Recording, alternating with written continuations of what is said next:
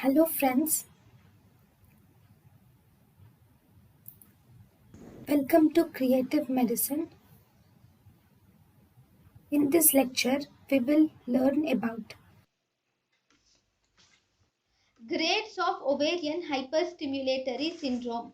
So, based on there are 5 grades of ovarian hyperstimulatory syndrome. Grade 1, the ovary size is less than 5 centimeters. Grade 2, the ovary size is 5 to 12 centimeters. Grade 3, ultrasonography evidence of ascites is seen. Grade 4, there is clinical evidence of ascites or pleural effusion or pericardial effusion is seen. Grade 5 shows hemoconcentration. Grade 1 and Grade 2 are mild causes of ovarian hyperstimulatory syndrome. Grade 3 is a moderate cause of ovarian hyperstimulatory syndrome.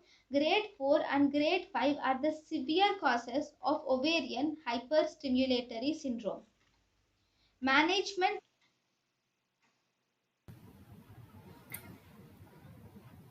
thank you and thank you for watching.